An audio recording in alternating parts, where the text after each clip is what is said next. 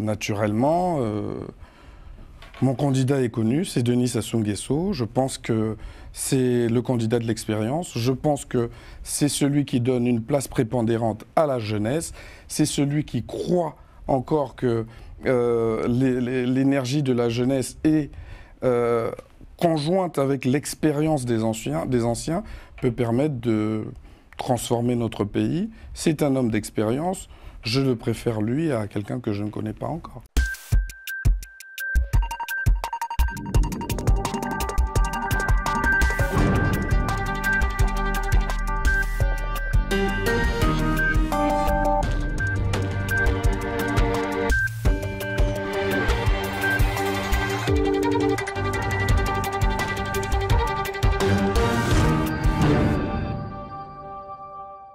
Bonsoir à tous et bienvenue dans l'entretien du jour. Face aux enjeux cruciaux de gouvernance et de développement que traverse la République du Congo, nous avons le plaisir d'accueillir le député de la circonscription unique d'Ongoni, Monsieur Yves Mundele Ngolo. Bonsoir. Bonsoir, madame. Merci d'avoir accepté notre invitation, monsieur le député. Comment se porte aujourd'hui votre circonscription ? Écoutez, merci déjà de m'avoir invité. Ma circonscription se porte comme toutes les circonscriptions du Congo. Il y a des réalités, il y a des difficultés, mais je dirais qu'elle se porte bien. Les choses avancent. Dans le cadre de mon mandat, je me suis battu pour faire inscrire quelques projets au niveau de la loi de finances, la reconstruction de certaines écoles, le réaménagement de certaines voies, notamment les routes en terre qui permettent aux agriculteurs locaux de pouvoir sortir leurs marchandises. Nous avons pu quand même faire venir quelques investisseurs dans le domaine de l'agriculture. Nous nous sommes battus pour organiser les petits producteurs locaux en coopérative agricole pour pouvoir se fédérer et partager ensemble les coûts, notamment la location d'un tracteur, l'achat des semences, etc. Donc nous les avons accompagnés dans ce sens-là. Bien évidemment, beaucoup de choses restent à faire. Là, nous sommes quand même dans une ruralité, dans des zones donc plus ou moins reculées. Nous nous battons pour que la route bitumée arrive dans la localité. Nous nous réjouissons d'avoir pu convaincre le gouvernement de l'inscrire au niveau de la loi de finances. Donc nous espérons qu'une fois que nous traverserons cette secousse financière que connaît le Congo, que nous puissions avoir la ressource pour pouvoir lancer et que le gouvernement lance ces gros travaux d'envergure. Et qu'en est-il de la création donc, du département Alima-Nkeni? A-t-elle changé la vie justement des habitants, même d'Ongoni? Oui, la création du département Nkeni-Alima est une très bonne chose parce qu'il nous a permis de pouvoir rapprocher les populations du centre. Vous savez, Djambala, c'était, vous imaginez, un habitant d'Ongoni, lorsqu'il veut faire valider un document administratif, devait faire à peu près la même distance que Ongoni-Brazzaville, en allant à Djambala. Aujourd'hui, le centre est à Gamboma, le chef-lieu de district. C'est à peu près 15-20 km de la localité, donc forcément, c'est un ouf de soulagement pour ces populations-là qui se voient rapprocher le centre administratif des populations. Donc c'est une très bonne chose, nous nous réjouissons de cela et d'ailleurs à propos, nous remercions le gouvernement d'avoir entendu l'appel des populations de toute cette zone, Gamboma, Ongoni, Makoti-Poko, Abala, Olombo. Voilà, c'est à peu près 6 districts qui désormais se rapprochent un peu plus du centre. C'est une très bonne chose, nous nous en réjouissons. Vous êtes identifié comme un député particulièrement engagé sur les questions agricoles. Pourquoi avoir fait ce choix de priorité? Certes, comme vous l'avez dit, il y a la priorité aussi à la santé, l'éducation, mais sur ce point-là, vous êtes beaucoup plus investi. Alors, moi, je pars du principe où, dans les ruralités, nous avons comme un avantage naturel. La terre est fertile dans nos localités. Et donc, comment organiser les populations au niveau le plus petit possible à pouvoir profiter et valoriser le travail de la terre. Ça leur permet de pouvoir gagner en dignité, ça leur permet de pouvoir sortir de la pauvreté accrue. Et c'est un processus. C'est un processus. Moi, je crois en l'agriculture. Nous avons des terres fertiles, pas suffisamment exploitées, mal connues. Et d'ailleurs, à propos, vous le savez peut-être, nous nous sommes battus pour faire en sorte que la maison russe, qui est un peu le centre culturel russe en République du Congo, signe un partenariat avec le lycée agricole d'Ongoni. Et il y a 1 an et demi, nous avons pu nous battre sur fonds propres parfois, à faire en sorte que 7 étudiants partent d'Ongoni pour Saint-Pétersbourg, pour Moscou, vers les grandes universités. Ils ont pu avoir des bourses de la Russie pour pouvoir faire élevage, agriculture, pêche. Ça veut dire que dans quelques années, ces élèves rentreront au Congo avec des diplômes d'ingénieurs, avec des diplômes qui vont leur permettre de valoriser le travail de la terre dans la localité. Cette année également, nous sommes en train de nous battre pour que 4 ou 5 parmi les meilleurs étudiants du lycée agricole d'Ongoni qui puissent bénéficier de la même expérience. Mon objectif, c'est voilà, durant mon mandat, si je peux accompagner à peu près 7 ou... non, pardon, qu'est-ce que je raconte? Si je peux accompagner à peu près 15 ou 20 jeunes à aller se former à ces niveaux-là, nous aurons atteint un bon objectif dans le cadre de l'amélioration du travail de la terre, auquel je crois forcément, parce que je suis convaincu que c'est par là que nos ruralités vont se développer. C'est par là que les citoyens vont pouvoir mieux gagner leur pain et ne pas forcément dépendre des hommes politiques ou des charlatans. Vous pensez réellement que la création donc de la zone agricole protégée, la ZAP, est vraiment à porter ses fruits? Est-ce qu'on voit l'avancement et qu'en est-il justement de ces projets agricoles? Vous voyez, l'exemple de la ZAP est formidable. Déjà, je remercie le gouvernement de la République d'avoir cru en cette demande. C'est, sauf erreur de ma part, l'une des ZAP qui se trouve dans un endroit où il y a un lycée agricole. Ce qui permet aujourd'hui aux élèves du lycée agricole de pouvoir faire de la pratique au niveau de la ZAP. Donc déjà rien que ça, c'est une victoire parce que ça permet de sortir du tout théorique. Ensuite, je me réjouis encore de cette initiative parce que nous sommes là à la 2e récolte. Les populations de ces localités, l'année dernière, ont récolté plus de 8 500 000. Cette année, environ 9 millions. C'est de l'argent qui leur appartient. C'est la première fois pour eux de toucher une somme aussi importante. 8 500 000 de francs CFA, ça fait un peu plus de 12 000 euros. C'est une belle somme à se partager entre eux. Et derrière, ça a créé des vocations. Ça a suscité des envies. D'autres villages qui ont des terres similaires me font appel pour faire le plaidoyer pour qu'il y ait une zone agricole dans leur village, pour qu'eux aussi puissent bénéficier de cet élan. Nous avons un grand village dans la localité qu'on appelle les Sangas, pour qui j'ai fait le plaidoyer d'obtenir une zone piscicole protégée, parce qu'à l'époque, c'était le grand marché de cette zone. Il continue à être un grand marché. Dans ce marché-là, vous trouvez des crocodiles, des espèces aquatiques rares. Et donc, si derrière, le gouvernement pouvait nous accompagner à pouvoir améliorer encore ce travail de la pêche, pour les agriculteurs, pour les pêcheurs locaux, ce serait formidable. Donc, j'ai bon espoir que ma demande trouvera un écho favorable. Mais monsieur le député, justement, lorsque vous avez parlé de ce partenariat avec donc l'ambassade de la Russie en lien justement avec la maison de la maison russe, pardon, ça ne vous dérange pas justement ce partenariat, étant donné que quand même la Russie a quand même des influences politiques, notamment en Afrique, et vous faites en plus partie des vice-présidents donc de l'APF, ça ne dérange pas? Il n'y a aucune opposition entre la francophonie et la Russie, que je sache. Bon, la guerre en Ukraine, c'est une chose, mais aujourd'hui, la guerre en Ukraine n'a pas rompu les relations bilatérales entre le Congo et la Russie. Nous continuons à discuter avec nos amis russes, avec qui nous avons des partenariats, qui ne nous empêchent pas d'avoir des partenariats avec les autres puissances. L'important pour nous, c'est que si un jeune peut pouvoir bénéficier d'une formation de qualité dans un pays, peu importe ce pays, nous signons. L'important, c'est que demain, ce jeune revienne et serve le pays.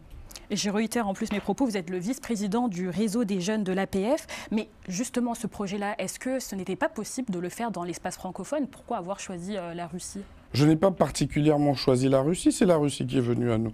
Mais par ailleurs, vous le savez peut-être mieux que moi, l'ambassade de France ou l'Italie ou l'Espagne ou les États-Unis donnent énormément de bourses aux étudiants congolais. Donc ceci n'empêche pas cela. Et je pense même qu'il y a plus de bourses vers la France, vers les États-Unis, vers l'Europe de manière générale, que vers la Russie ou la Chine. Donc ce n'est qu'un mouvement normal. Et est-ce que vous avez des nouvelles donc, de ces 7 étudiants qui sont donc dans ces universités russes? Est-ce que ce partenariat, vous pouvez dire qu'il porte assez bien ses fruits? Ah oui, j'ai de leurs nouvelles, ils m'écrivent tout le temps, ils me donnent des nouvelles, ils m'envoient des messages. Et ça se passe plutôt bien pour chacun d'entre eux. Je leur rappelle bien évidemment l'opportunité et la chance qui est la leur de pouvoir se retrouver là-bas, comme d'autres Congolais ont pu bénéficier de ces formations-là, de ces bourses étrangères.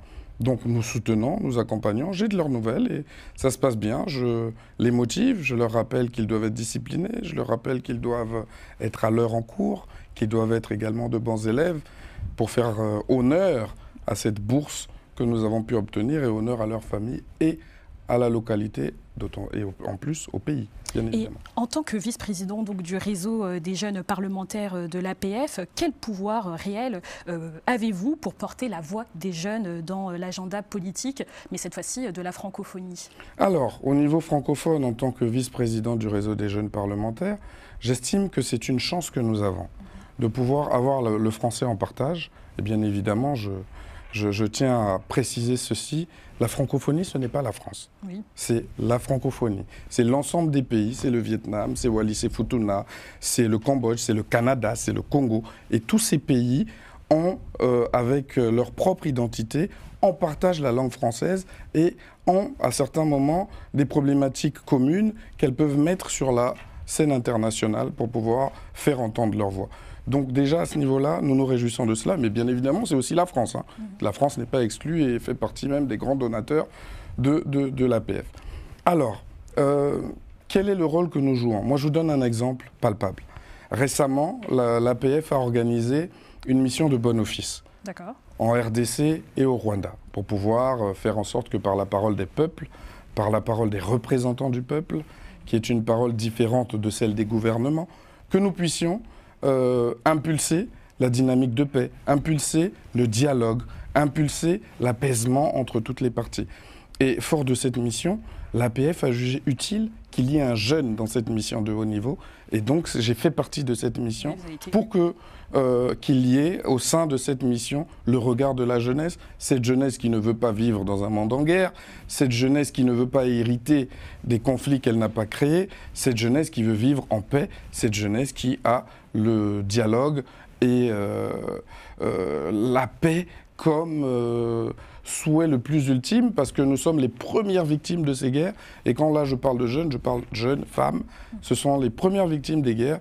Et donc naturellement, le fait que l'APF ait mis au sein de cette mission de bon office un jeune, le vice-président du réseau des jeunes parlementaires, c'est un honneur et nous continuons dans ce sens. Et nous nous réjouissons d'ailleurs lors de la 50e session à laquelle nous venons de participer, des actes forts ont été pris. Nous avons pu prendre une résolution conjointe RDC-Rwanda pour pouvoir impulser cette dynamique de paix. Et donc je me réjouis d'avoir participé à cela et j'espère que d'autres jeunes au niveau de l'APF participeront à ce genre de débat de haut niveau. Aujourd'hui, monsieur le député, pour revenir donc en République démocratique, du Congo, c'est ça. Pensez-vous que les enjeux agricoles dans votre circonscription servent de modèle pour justement d'autres régions du Congo où c'est vraiment un cas isolé?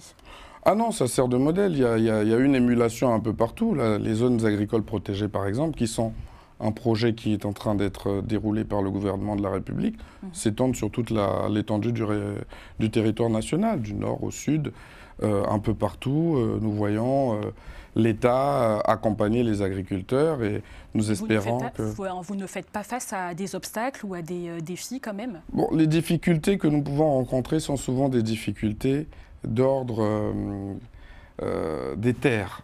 Les populations ont souvent du mal à céder la terre pour pouvoir organiser cela. Mais lorsqu'elles sont elles-mêmes prises à partie pour pouvoir exploiter leur propre terre, c'est un peu plus facile. Et donc partout, il y a une émulation un peu comme ça. Et nous voyons même une compétition entre les districts. Ongoni a fait 8 millions, 9 millions. Evo a fait 10 millions, etc. Il y a eu comme une émulation comme ça, une sorte de compétition entre les différents agriculteurs qui bénéficient des zones agricoles protégées. Et donc, nous nous réjouissons de cela et nous espérons que ça va continuer et être un peu plus peaufiné au niveau du modèle. Vous avez parlé justement de protection et parmi les obstacles de ce développement dans ce domaine, c'est quand même bien évidemment la sécurité. Il existe donc à Mosende et dans les villages environnants des violences quand même qui ont été perpétrées par des jeunes souvent justement armés de machettes. Comment garantir justement la sécurité des terres? Est-ce qu'il faut durcir justement les lois ou alors bien même un dialogue? Alors, ces violences ne sont pas liées à la terre. Les violences qu'il y a eu au niveau des jeunes de Mosende, c'est un peu le phénomène que nous constatons dans notre pays, une jeunesse qui se laisse emballer par les substances psychotropes, les drogues, qu'elles associent à l'alcool, qu'elles associent à autre chose. Et nous voyons là un peu partout des comportements de plus en plus déviants que nous combattons. Et d'ailleurs, à cet effet, si vous avez bien suivi, j'ai fait le déplacement de Mosende pour aller dialoguer avec cette jeunesse, pour les conscientiser, mais aussi pour les mettre en garde, parce que ce genre de comportement, on connaît la suite. C'est le cercle infernal, le cycle infernal, la police qui les arrête, la justice qui passe par là, et des vies gâchées. Donc je leur ai rappelé que ces comportements doivent absolument s'arrêter dans ma localité. Ils m'écoutent, c'est eux qui m'ont élu. Il ne faudrait pas justement durcir les lois parce que... Écoutez, depuis mon passage, il n'y a pas eu d'autres faits de ce genre qui m'ont été signalés. C'est la preuve qu'ils m'écoutent et bien évidemment, vous savez, c'est eux qui m'ont élu. Donc s'ils m'ont élu, c'est parce qu'ils me font un minimum confiance, c'est parce qu'ils me reconnaissent une certaine autorité sur eux. Et j'ai essayé de faire valoir cette autorité. Et jusque-là, il y a un dialogue. Bien évidemment, je n'ai pas fait que cette sortie médiatique et je me suis terré dans mon trou.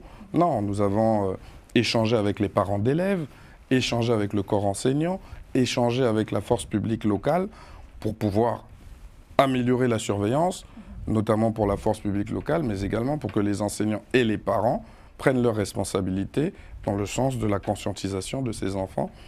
Mais l'idée, c'est surtout de leur donner une perspective. Je pense que cette jeunesse a peur de l'avenir et cette peur de l'avenir crée ce genre de comportements marginaux. C'est vrai que justement, en tant que député, ça fait partie de votre travail. Les habitants donc partagent avec vous leur inquiétude, que ce soit sécuritaire ou bien même aussi leurs difficultés du quotidien, notamment lorsqu'il s'agit d'infrastructures sur les différents axes routiers et villages. Lorsqu'on sait que la circonscription donc d'Ongoni reporte assez au niveau routier, c'est assez difficile d'accès. Comment justement vous faites pour résoudre ce problème d'infrastructure ? Je crois que vous avez vu dans l'entame de mon propos, je vous ai parlé des efforts que le gouvernement de la République essaye de faire. Mais on ne voit pas forcément les aboutissements. Ah si. Notamment, je peux vous donner un exemple concret, le tronçon Inkwele-Ongoni, donc qui permet d'aller vers le centre, le village centre. La route était très désastreuse et grâce à une inscription budgétaire à la volonté du gouvernement de la République, des engins ont été envoyés, une entreprise a pu avoir le marché et a commencé à travailler la route. Bon, vous me direz, c'est pas suffisant, mais déjà la route est rendue praticable, c'est déjà pas mal et c'est à féliciter. Ils vont aller plus loin. Bon, la réalité est qu'actuellement, cette société fait face à quelques difficultés financières, mais nous gardons bon espoir qu'elle va poursuivre son travail parce que c'est très attendu pour le désengorgement de la localité. Monsieur le député, on arrive vers la fin de l'émission. Votre voix est-il si bien entendue à l'Assemblée nationale que dans votre circonscription également ? Écoutez, moi j'essaye de faire ma part. Est-ce qu'elle est bien entendue? Je ne sais pas. Mais lorsque nous avons quelque chose à dire, nous le disons, pour l'intérêt de nos populations. Et voilà, je suis député de la majorité, donc naturellement j'accompagne le gouvernement dans son action.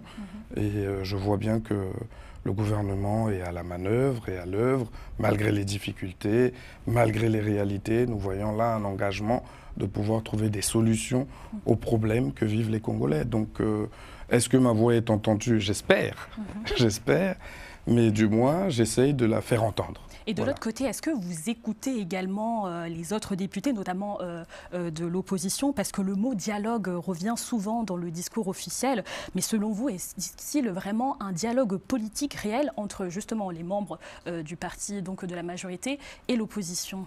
Bien évidemment, vous savez, en République du Congo, nous avons tellement cet esprit de dialogue parce qu'il est ancré dans notre nature de bantou que nous avons mis en place un conseil consultatif du dialogue. C'est une institution de la République, c'est constitutionnel. Et au sein de ce conseil consultatif, il y a toutes les forces, toutes les parties qui sont représentées pour pouvoir dialoguer et émettre des avis et des orientations au chef de l'État et au gouvernement. Donc, le dialogue fait partie de notre ADN. Ensuite, au niveau de l'Assemblée, nous avons, et ça encore c'est constitutionnel, le parti de l'opposition qui a le plus grand nombre de députés prend ce qu'on appelle, ça m'échappe, le chef de file de l'opposition, voilà. Donc nous avons le chef de file de l'opposition qui est un député de l'UPADS, pour ne pas le citer, Pascal Satima Biala, qui est une figure de l'opposition, qui n'est pas du tout en accord avec le gouvernement, qui fait entendre sa voix à l'Assemblée nationale comme tous les députés. Et nous avons des espaces de dialogue. Et vous constaterez aussi que le dialogue étant tellement ancré dans notre culture, qu'à la veille de chaque élection présidentielle, il y a des concertations politiques qui s'organisent autour de toutes les forces vives, qu'elles soient politiques, de la société civile, de l'opposition, donc de tous les bords, pour pouvoir préparer les conditions d'organisation de l'élection. Et ça, c'est à mettre quand même sous le magistère de son Excellence M. Denis Sassou Nguesso, qui est cet homme de dialogue et de paix. Ça, on ne peut pas le lui enlever quand même.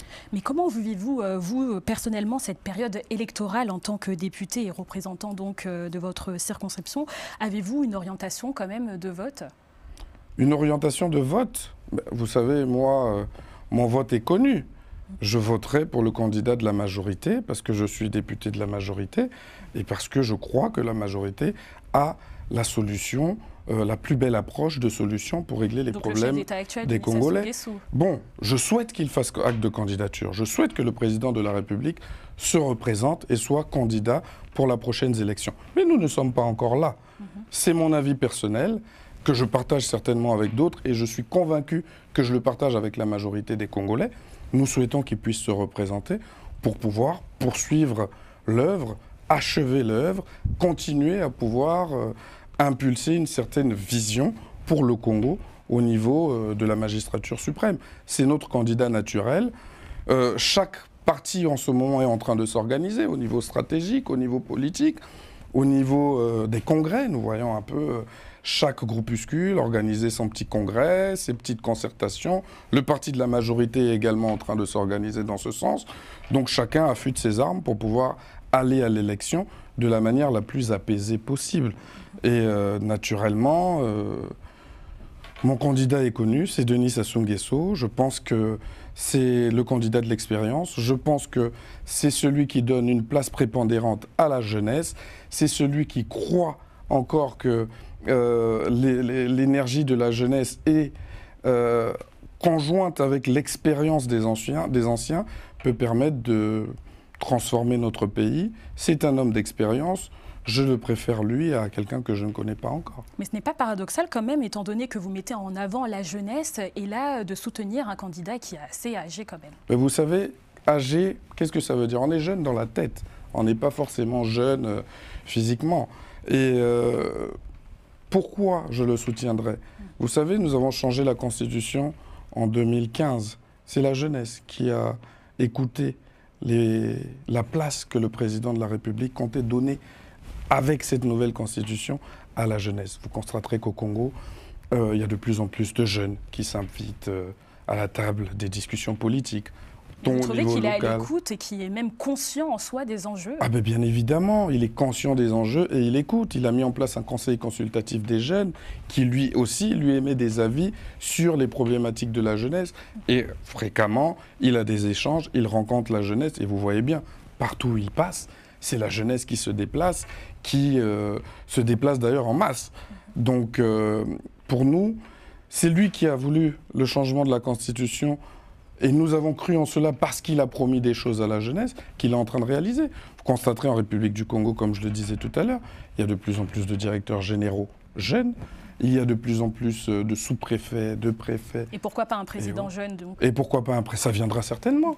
Ça viendra certainement un jour, mais ce jour n'est pas encore arrivé. Monsieur le député, pour clore cet entretien, quel message personnel souhaitez-vous adresser donc aux jeunes d'Ongoni et plus légèrement aussi à la jeunesse congolaise qui doute parfois de son avenir politique? Ah non, moi je vais faire encore mieux, je vais m'adresser à la jeunesse francophone. Je vais dire à la jeunesse francophone de s'engager, d'oser, de croire en son avenir, de croire qu'elle a toute sa place. Personne ne peut vous empêcher de faire valoir votre talent. Personne ne peut vous empêcher de vous mettre sur la table et de partager votre point de vue, vos avis avec les autres. Alors, osant, mais dans la discipline. Il ne s'agit pas, je ne suis pas de ceux qui pensent qu'il faille renverser la table, que toutes les personnes d'une certaine génération n'ont plus rien à apporter. Je n'y crois pas. Ce sont des personnes d'expérience et nous, les jeunes, nous avons notre énergie à mettre dans un échange intergénérationnel, dans une gouvernance intergénérationnelle utile. Donc, jeunesse de la francophonie, jeunesse du Congo, jeunesse d'Ongoni, ose, lève-toi et prends ton avenir en main, fais valoir ton savoir-faire et ton savoir-être. Merci beaucoup, monsieur le député donc Yves Mundele Ngolo, député élu donc d'Ongoni. Merci à vous de nous avoir suivis. C'est la fin de l'entretien du jour. On se retrouve très prochainement sur Global Africa Télé Sud.